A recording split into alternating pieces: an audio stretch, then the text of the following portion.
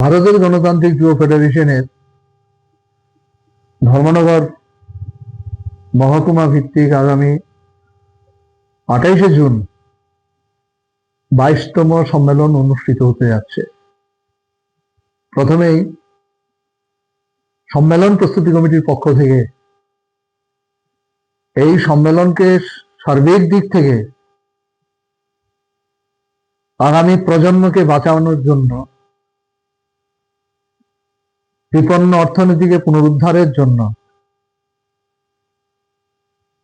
মানব সম্পদের বিকাশ ঘটিয়ে দারিদ্রতা থেকে মানুষকে মুক্ত করার জন্য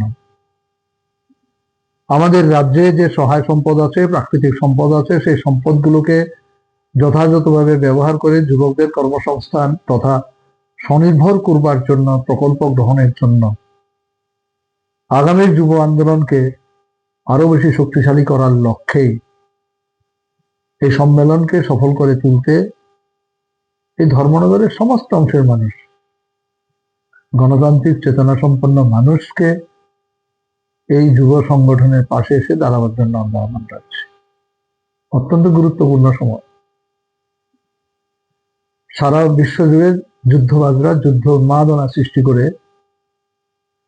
আজকে মানুষের জীবন জীবিকা, মানুষের বেঁচে থাকার যে উপায়গুলো, সেগুলোকে স্তব্ধ করে দিতে চাইছে। যুবকরা তা থেকে বিচ্ছিন্ন না। এই সাম্প্রতিককালে আমরা লক্ষ্য করছি, পেট্রোপণ্য থেকে শুরু করে রান্নার গ্যাস, সার, বীজ, কীটনাশক, ঔষধ, প্রত্যেকটা নিত্য প্রয়োজনীয় জিনিসের অস্বাভাবিক হারে দাম বেড়ে গেছে। দাম কমেছে মানুষের। যুবকদের মধ্যে চরম হতাশা, চাকরির দরজা বন্ধ।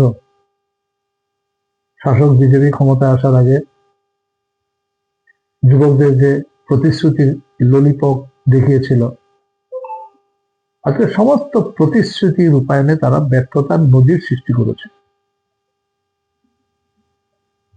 এই পরিস্থিতি থেকে উত্তরণের জন্য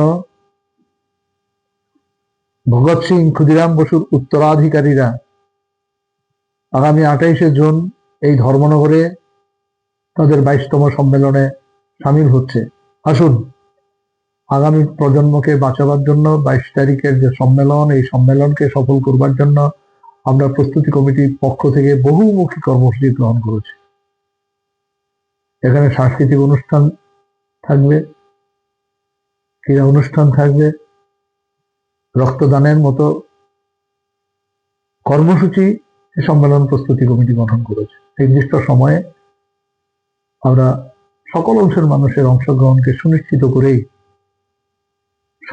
সম্মেলনকে সফল করে তুলতে চাই।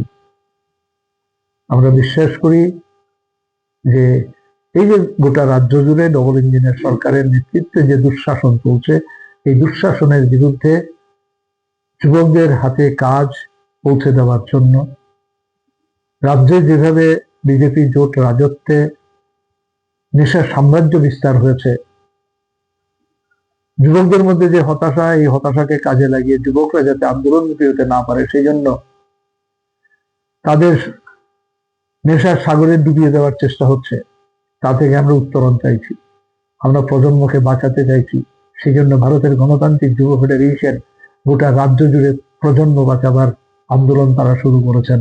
এই সম্মেলনের মধ্য দিয়ে এই প্রজন্মের প্রতি আমাদের যে দায়বদ্ধতা, এই দায়বদ্ধতাকে মাথায় শিরোধার্য করে যুবকদের মধ্যে যে চেতনা রয়েছে, বলিষ্ঠতা রয়েছে, সাহস রয়েছে, আমরা সমস্ত